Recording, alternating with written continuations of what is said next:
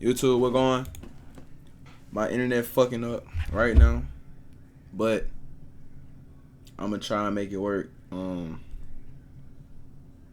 First stream back after a couple. Well, shit, now I'm lying. I streamed the other day, but shit, this the first day I started streaming in like weeks, to be honest. So, yeah, we back at it. Something, there's a sense that you need to be able to say it verifiably, but it seems like this is only unique to rappers. After all, it's not like anyone asked Freddie Mercury of Queen, Tom Jones, or Johnny Cash if they really killed people when they claimed they caught bodies on songs. Yet, in the warped world of drill music, the more dirt you do, the more lucrative your rap career becomes. However, there's two sides to becoming infamous, because I ain't listened to a lot of Lil Jeff, but this nigga was hard as fuck. I'ma keep it a buck. This nigga was hard. I'ma keep it a buck. He was like that. While it may bring you success in the short term, the notoriety of being a famous shooter makes you an even bigger. It was just a year from his death, like I think yesterday or the day before. That you aren't around to savor the work you put in to make your life better. And for this Chi-Town gangster, he was too far gone to ever be my buddy probably catch our bitch everybody. And this is the horrifying story of Bloodhound Lil Jeff, the drill rapper who took out 11 people before passing on in just as violent a fashion himself. Raised by a single mother in Chi-Town, Jeffrey Harris never had it easy. In fact, he was almost capped inadvertently at the age of 14 when his house was shot up due to his older brother's own gang ties. Meanwhile, his father, who wasn't around, allegedly had ties to 068 C Block. Hailing from 79th Street and Maryland Avenue on the east side, this is Black Disciples territory. And eventually, Jeff threw caution to the wind when his dreams of basketball were over. I was 16. I was trying to play basketball, but that's around the time I ain't make the varsity team. So at 16 was when I was realizing this shit real. I don't know what the I'm gonna do. Cause you know, after that point, it's like once you don't make that team, it's over. Left with no direction, he soon found himself in the waiting arms of gang life. Founded in 2015. That's literally what happened to every failed athlete. It's like them niggas, if they don't go to the league, them niggas don't think they can have a regular life. Them niggas go trap or go be thugs, scammers. Offshoot of gangs known as Braindead and Drill City 079, Lil Jeff swore allegiance to the Bloodhound crew when he hopped off the porch at the age of 18. Pitted against enemies like BKN, Trap City, 800, and the 8-Tray Mob among others, Jeff put the same level of dedication he once gave to his hoop dreams to terrorizing his ops. From his earliest days as an affiliate, he flagrantly waved guns, bragged about robberies, and insisted he wasn't scared of anyone. However, in a world where some individuals do this without having any genuine commitment to the cause, this certainly wasn't the case with Lil Jeff. In fact, he didn't even seem to care if he got imprisoned, considering he literally attempted a drill on IG Live.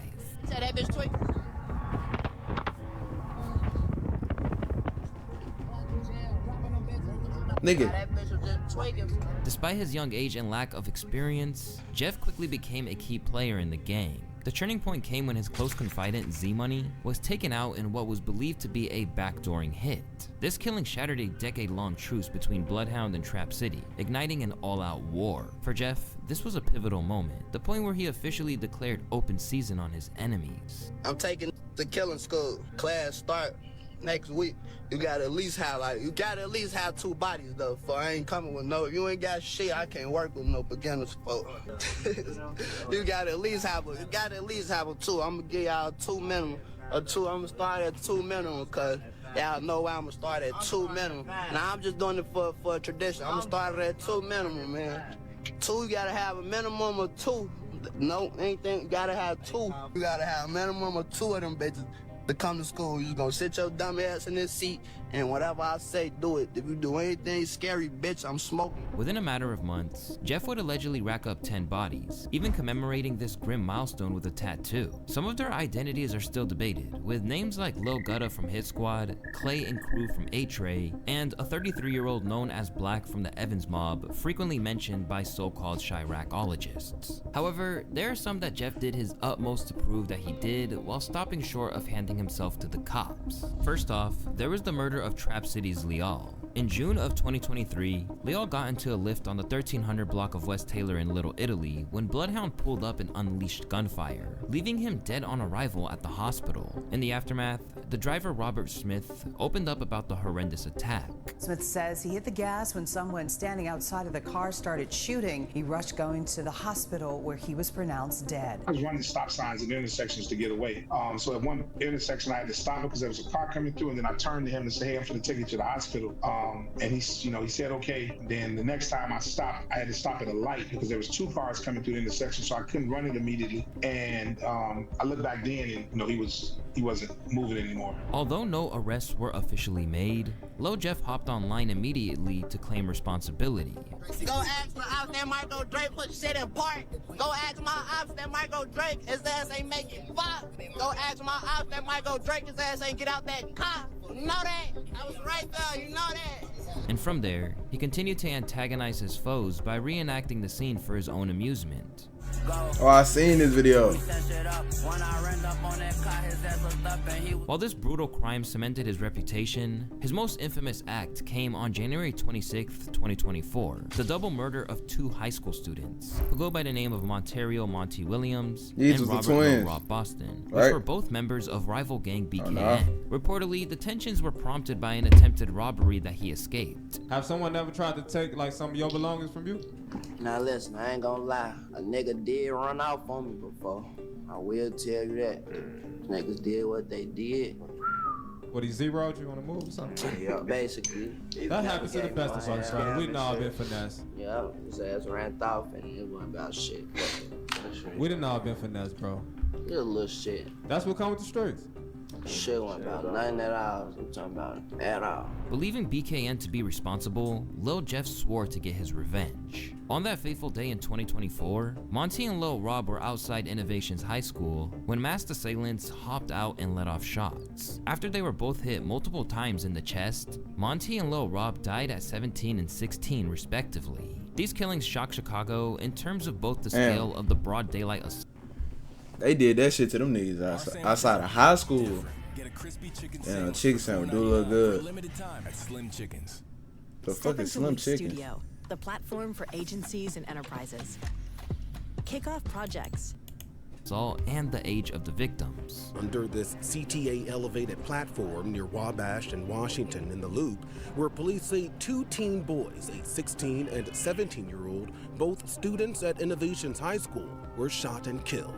Fear piercing through the busy. Oh, did she call my name?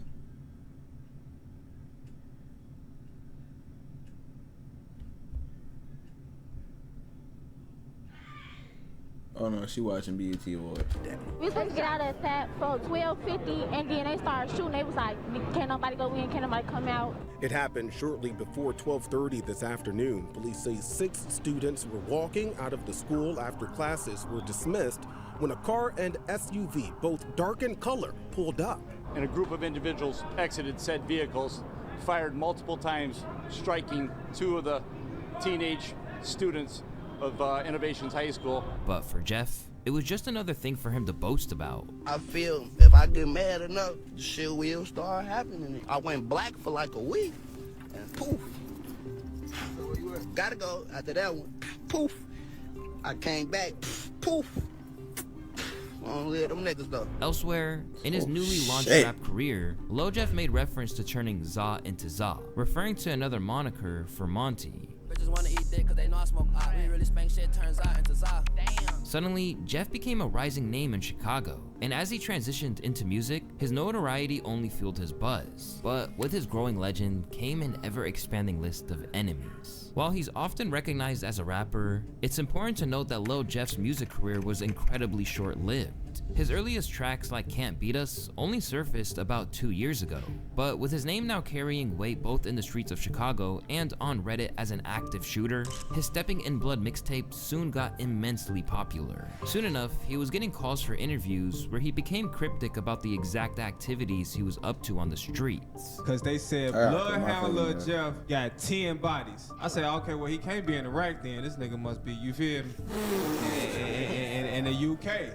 You know what I'm saying? So we definitely want to get to know the Bloodhound Lil Jeff story today. Can you start by telling us where you from? Chicago, you know, east side of Chicago. East side of Chicago. However, it's clear that he leaned into the image whenever he got the chance. So, okay, so you got this reputation, man. You got this crazy reputation. Shit. Feel me? Look at how Q50. do you move through Chicago? Do you feel like you probably got a target on your back? Hell nah, these niggas scared, man. I'm outside every day, they ass ducking. I never see people on live dropping my low, showing they ass where I'm at. We be outside every day. I be from up everywhere you could think of. Soon, Lil Jeff's legend continued to expand, with speculation growing that he wasn't solely active in Chicago. In both his own music and that of his allies like Lil Scoom, there were lyrics hinting at him and Q50 operating as hitmen. It's wild. And then the even more crazy thing about Jeff and Q50 is that, you know, allegedly they were doing hits for money in another city. So there's a whole bunch of lyrics that they've got talking about I'm in Milwaukee taking hits for hits for paper, doing hits for change. And only since my documentaries came out, there's been a new theory on Reddit that there's basically was a triple homicide in Milwaukee that people are saying, yo, this is the one where Jeff and Q50, they were paid to kill one guy and they ended up killing 3 guys. And then there's a bunch of lyrics where Jeff and Q50 have these little bars where Milwaukee must be right by Chicago. 2 for 1. I'm in Milwaukee doing hits for the change. My first hit wasn't a regular hit. It's actually crazy. These guys are taking it to a whole nother level, and you can tell that they idolize Von. As wild as it sounds, this theory was backed by Jeff appearing in Milwaukee rappers' music videos, along with artists like K-Rax paying tribute to him on Instagram. Free Bears for life. Although he believed the city was beyond saving, Lil Jeff insisted that no matter how much success he gained as a rapper, Chicago was the only place for him as long as he had unfinished business. How can we make Chicago a better place? You can't. This shit f***ed up. Yeah, that's how. If you what you could do for now is just mind your business and just that's it. Just stay on your own. Probably not looking too bright. Wait, what you trying to say? I'm saying there's only 2 places So they my can end up future in. not looking bright. I mean, I don't know if you graduated from the school or not. I don't know. It's like, oh, man, just look. Is my future looking bright or not? But I'm just saying, if you graduate from a killer school, He trying to say my shit. no, you're a rapper, so your future looks very bright. But if a young man go to a killer school, you know. Become a rapper and have a bright future. See, there you go. Bank up money and be well. Exactly, he could do a lot. Listen, that shit come with more. Listen, there's a lot of shit behind the scenes that I can't tell you, and that's why I'm trying to skip questions, cause I can't come on. Trying to skip the question. Right. Get the fuck on from this shit. Besides, Lil Jeff had a pretty cynical outlook for someone who was barely even old enough to drink. For one thing, he was scarily at peace with the prospect of his demise, but the alleged mass murderer claimed that if he did go down, there'd be vengeance. They say I'm dead, tell them to get back. Oh no, they still finna go spin for me though. They still finna spin for me. That boy hell got caught in rap, dead or not. But say he still finna go spin for me. Whoever did that to me, we spinning on y'all that. Throwing away souls like dirty napkins is crazy. Talking in pre-death is wild. At least he was prepared to go. Clearly, Bloodhound Lil Jeff wasn't scared of going down in a blaze of infamy. In fact, it appeared that he felt there was no way around it once you entered that life. In this sense, Jeff shared the same mindset as one of his rap idols, King Von. Somebody kill somebody, everybody got family, somebody relate to him or somebody cool him, you kill him. Now everybody that he was close with is trying to kill you. It's a never end, or they gonna kill, let's kill somebody close to him. Right. Hey, how does that end? How y'all stop that? It don't stop. It's to everybody, all the people that playing the game, it's gone. You see what I'm saying? It's the last man standing. It's either you gonna be in jail, you gonna die, or you getting lucky around this bitch. Primed to keep pushing as long as he could, Lil Jeff would never back down nor retreat. So when things went left, those in the know saw it as a foregone conclusion.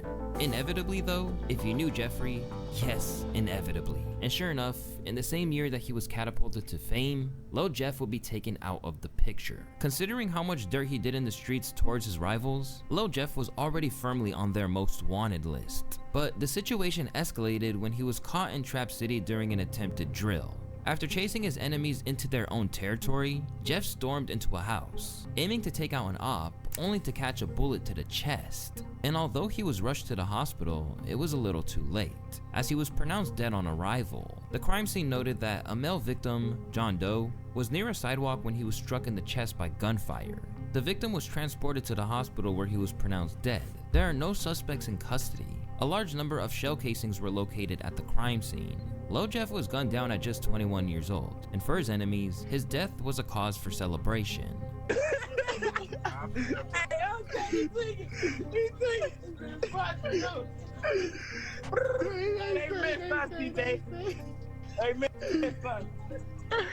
They say they chopped that brain. Hey, twig. Hey, overpaid that. What you want? Can't eat this shit. Yeah, I ain't gonna lie to you. Oh, yo. I gave you that. Hold on. I gave you that. I gave you that. All right, bet. Pop that right now. But to so many others like FBG Young, it was a case of a young man striving to be something to the extent that it killed him. I feel like they die out faster because they just jumping into something they don't know the steps of it. They just like, okay, jumping in and go off to diss songs and still gotta catch the bus or still gotta ride and catch the Uber and yeah, stuff like that. So they don't really know like a lot of things can affect you with going that route, especially when you ain't got everything taken care of already. You still a kid when you first starting off anyway. You still living with your mama. You probably ain't got no money. You gotta take these buses. You fucking with these hoes that fucking with these other people. So it's all stuff could play out, but they not knowing this at the time though. According to Chirac experts, the death of Lil Jeff was linked to the attempted setup of a man named Trap City Rob. You can see on the video somebody outside like talking to their girlfriend or, you know, talking to a person who they just interacted with. And you see him run down and chase the guy in the house. And then you see him flying back off the porch. And then you hear do do do do do do do do do. And the paperwork can say he was hit 19 times in the chest area. He was shot 19 times. And that's how I think they grabbed Rob for the murder, because it's overkill. It ain't self-defense 19 times. Clearly see on camera that 4 dudes is waiting outside basically to ambush them. Like, I don't think he should be in jail, but in Chicago, they lock up the wrong people. They let out the wrong people, you know, and it's just crazy, man. But Rob, he's still up in there. He's still up in there. He got charged with the murder of Lil Jeff. Rob was recently picked up for the murder after a witness allegedly placed him at the scene. In a bizarre twist, cops had to use 2 sets of cuffs on Rob's due to his sheer size. But with a lack of solid evidence, he was ultimately released. Rather than boasting about it, he seems more focused on moving forward. Go ahead, yes. He's someone I don't want to talk. You don't want to talk? Yeah. I trot Rob, what you on, gang? What you on, gang? You know, shit, we coolin'. Yeah. We right here talking. As for Lil Jeff's fans, they simply saw it as a case of squandering the potential he had. He jumped off the porch at 18, which means he had nothing to do after high school but hang with the wrong crowd, and went hard in the streets to catch up or prove himself. Having a name as an alleged killer and definitely a robber while moving around like that is like having a death wish. But while most normal people saw him as someone who simply squandered his potential and fell victim to the streets, so-called Chirocologists praised him as a legend. Is the legions of kids on Reddit who are really like worshiping Lil Jeff for the amount of murders that he was apparently able to. Jeffology? Yeah, there's a Jeffology. They have a Jeffology subreddit. They're calling him J-Roy, which I was very into that. Like, one of the most damning things is like this series of emojis that he would put in his captions, in which each different emoji seemed to reference a different person. So like a lot of people have seen this like really traumatic video of basically these 2 high school age kids. They got killed in Chicago. It's been alleged that Lil Jeff was the one who took them out. As for his homies, the world essentially stopped. In a tribute post, Lil Scoom89 couldn't believe what happened to his fallen brother, saying, "I love you. I'm gonna be with you real soon." A talented rapper in his own right, Scoom had big plans for life beyond the Shy. Where you want to be at age 33? Somewhere in Europe in a big ass crib with my wife and kids, so not worrying about shit. My first goal now is get away from him for period, point blank. Like, he had the right mindset. Like, what's the point of living here for? Shit, I want to have kids, gang. Ain't gonna lie, folks. I don't get no. How tough you is on my dead cousin grave. What a real nigga scared of death and fucking jail. My cousin grave, don't let no nigga tell you they not scared of that shit.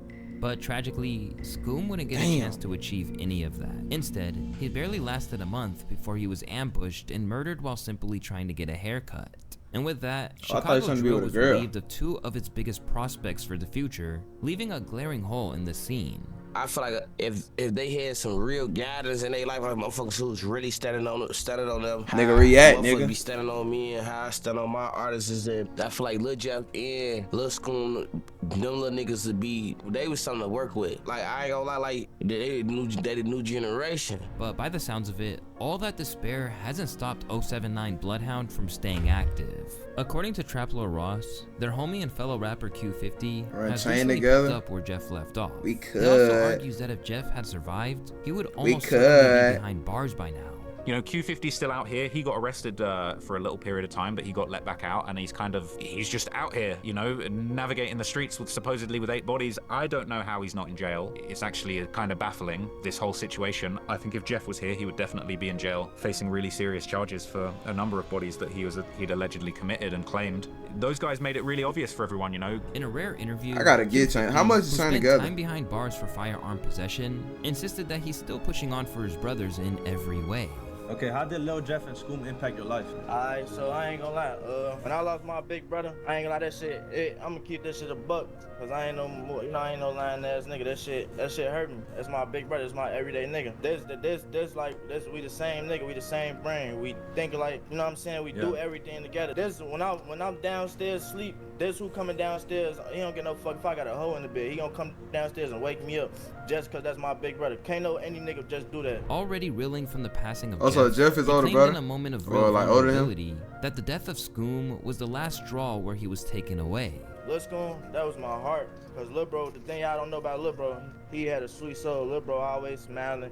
He bring a smile out of me, you know? Yeah. So it's like when my little brother died, and it was a month after, I took that shit. I ain't gonna lie, I had to take a minute, like, you know what I'm saying? My big brothers, they had ended up just putting me where, like, not no hospital, nothing. They just put me in a different spot so I could get my man straight and don't move off promotion. Later, he revealed that the loss of Philly's YBC duel affected him as well. He doing this shit genuinely. He didn't want to fave out of nothing. Folks, I ain't like, we barely, when me and Duel get on the phone, we barely even talk about music. I don't know, I think he finna get ready to go to work. That's fine. I'm holding up. If I need anything, long live my nigga.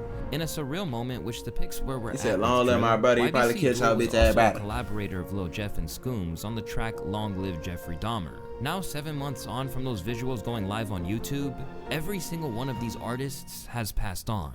With the story of Lil Jeff, you see where the worlds of rap and the streets get far too entangled. These days, the more real-life dirt you've done, the more it boosts your career. And for Chicago OGs like Tay Savage, who can see how much havoc it's wreaking, hip-hop needs to move on from that era of IG live taunting that's his older cousin? Dissing. That's telling. That's motherfucker always talking about telling. That's telling. Try snitching. You telling on yourself. But it's not really okay. You selling your soul, trying to hope a label gonna catch you or something. Like, alright, now it's cool. Like, okay, I can get you. You probably, like you say, it's art. So I can get you maybe. Alright, it's this little stigma right here. Let me play on that. But when you talking about real work and you saying like shit that's open, I'm talking about like shit that, come on, bro. I get you need some type, like a certain type of image to be the type of rapper that trying to be or whatever, but that's telling. You doing all that police shit, all that, that's telling. But when you just on that just straight out, oh yeah, we did that, we smokers, yeah, nah, that shit goofy, I ain't gonna lie. Because when that becomes commonplace, it'll no longer yield the same kind of star-making quality. And so, they'll always have to up the ante, and that is a terrifying thought.